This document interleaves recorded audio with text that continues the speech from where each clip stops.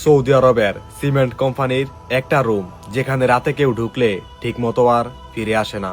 যে জায়গায় যেতে কোম্পানি কঠোরভাবে নিষেধ করেছিল, আমরা ভুল করে সেই জায়গাতেই ঘুমিয়ে পড়েছিলাম। আমরা ভেবেছিলাম 10 মিনিটের মতো ছিলাম, কিন্তু বাহিরে এসে শুনি 3 ঘন্টা কেটে গেছে।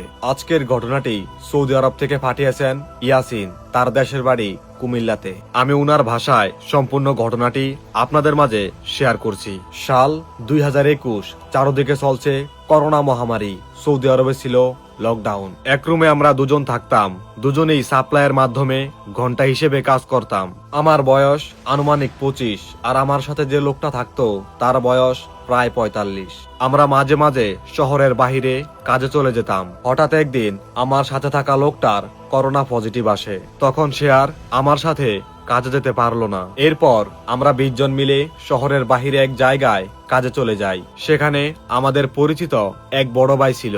আমরা যখন ওই কোম্পানিতে যাই, আমাদের নাইট শিফট ডিউটি দেওয়া হয়। কিছুদিন কাজ করার পর হঠাৎ সে বড় ভাই সেখান থেকে চলে আসে। কেন চলে আসলো সেটা আমি জানতাম না, তবে সেখানে তার এক বন্ধু ছিল, তার সাথে আমার বেশ ভালো সম্পর্ক হয়ে যায়। এভাবেই আমাদের কাজ চলতে থাকে। আমাদের রাতের লাঞ্চ টাইম ছিল 12টায়। খাওয়ার পর 1 ঘন্টা রেস্ট টাইম থাকতো ঘুমানোর জন্য। আমরা একটা নির্জন জায়গা খুঁজতে থাকি। কোম্পানিটা অনেক বড় হওয়ায় খুঁজতে খুঁজতে অনেক দূর চলে যাই। সেখানে রাতে যাওয়া সম্পূর্ণ নিষেধ ছিল। একটা বড় মেশিনের উপর আমরা দুজন ঘুমিয়ে পড়ি। কিছুক্ষণ পর হঠাৎ মনে হলো কেউ একজন আমার সামনে দিয়ে চলে গেল। সাথে সাথে আমার ঘুম ভেঙে যায়। আমি আমার সাথের জনকে বলি। সে তখনই বলে এই জায়গা ছেড়ে চলে যেতে হবে। সে ছিল আমার পিছনে আর আমি সামনে। মেশিনটা উঁচু হওয়ায় সেখানে 5-6 ধাপ সিঁড়ি ছিল। আমি যখন নামতে যাচ্ছিলাম, আমার 2 হাত ছিল সিঁড়ির রেলিং এ। হঠাৎ করে আমার পা হেসড়ে নিচে কেউ যেন টেনে নিয়ে গেল। আমার সাথের লোকটা তখনও উপরে ছিল। আমার এই অবস্থা দেখে সে লাফ দিয়ে নিচে নেমে আসে। সে সাথে সাথে আয়াতুল কুরসি পড়ে আর আমাদের চারপাশে একটা গোল বৃত্ত তৈরি করে। আমি তখন সেই বৃত্তের ভেতরে চলে আসি। ঘরটা ছিল টিনের তৈরি, অনেক বড়, এতটাই বড় যে এক পাশ থেকে ডাকলে আরেক পাশে শোনা যেত না। ঘরটাতে প্রায় 10টা দরজা ছিল। আমরা যে বৃত্তে ছিলাম সেটা ছিল একটা দরজার সামনে। আমি আধা ঘুমের মধ্যে যা দেখেছিলাম সেটাই তখন চোখের সামনে ঘটতে লাগলো। হঠাৎ দেখি 5-6 জন মানুষ পাঞ্জাবি পরা, কিন্তু তাদের মুখমণ্ডল ঘরের চালের সাথে লেগে আছে। আমি তখন কথা বলার মতো অবস্থায় ছিলাম না। আমার সাথে যে ছিল সে খুব সাহসী ছিল। সে বলতে থাকে, আমরা তোমাদের সুলেমান আলাইহিস সালামের দোহাই দিয়ে বলছি, আমাদের কোনো ক্ষতি করো না। তখন অপর পাশ থেকে উত্তর আসে, তোমরা এখানে কেন এসেছ? আমরা বলি, আমরা কাজের ফাঁকে ঘুমানোর জন্য এসেছি। তারা বলে, বাহিরে সাইনবোর্ড লাগানো আছে, রাতে এখানে আসা নিষেধ, তবুও কেন এসেছ? এরপর তাদের সাথে কিছুক্ষণ কথা কাটাকাটি হয়। শেষে তারা একটা সিদ্ধান্ত নেয়। তারা বলে, তোমরা এখনই দৌড়ে পালাবে, কিন্তু পেছনে তাকাতে পারবে না।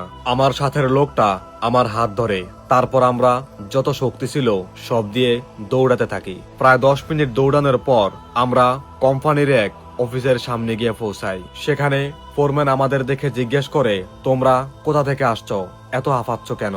আমরা বলি, শেষ মাথার ঘটা থেকে, যেখানে পাথর ঢেলে সিমেন্ট বানানো হয়। সে অবাক হয়ে বলে, ওখানে তো যাওয়া নিষেধ, তোমরা কেন গিয়েছিলে? তারপর সে বলে, এখন রাত 4টা বাজে। তখন আমাদের মনে হলো আমরা ওই বৃত্তের ভেতর 3 থেকে প্রায় 3.5 ঘন্টা ছিলাম। ফোরম্যান তখন বলে, তোমরা কাল থেকে এখানে আর কাজ করবে না, আল্লাহ তোমাদের বাঁচিয়ে এনেছে। সে আরো বলে, কিছুদিন আগে এক ফিলিপাইনি ড্রাইভার নাইট শিফটের পর আর বাসায় ফেরেনি। অনেক খোঁজাখুঁজির পর পাহাড়ের উপরে শুধু তার কাপড় পাওয়া গেছে, কিন্তু লাশ পাওয়া যায়নি। এরপর আমাদের সেদিনই বিদায় করে দেওয়া হয়। এই ছিল সৌদি আরব থেকে পাঠানো ইয়াসিন ভাইয়ের ঘটনা। আপনাকে অনেক অনেক ধন্যবাদ আমাদের সাথে ঘটনা শেয়ার করার জন্য। আমি জানি না আজকের ঘটনাটি আপনাদের কাছে কেমন লেগেছে, এবং আপনার মতামত কমেন্ট সেকশনে জানিয়ে দিন।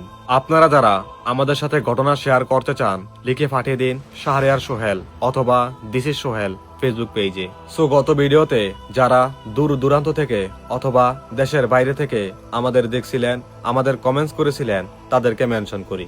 মালয়েশিয়া থেকে এমডি বায়োজিদ আফরান, সিরাজগঞ্জ থেকে জামিলুর রহমান, ইন্ডিয়ার মুর্শিদাবাদ থেকে আমিনুল ইসলাম, কুয়েত থেকে রিফাত শেখ, কিশোরগঞ্জ থেকে প্রিন্স নাফিজ, কাতার থেকে শ্যাম চৌধুরী, ফটেকছড়ি থেকে ইব্রাহিম খান। এই ভিডিওটা আপনি কোন জায়গা থেকে দেখছেন সেটা জানিয়ে দিন আমাদের কমেন্ট সেকশনে, যাতে পরবর্তী ভিডিওতে আমরা আপনাকে মেনশন করতে পারি।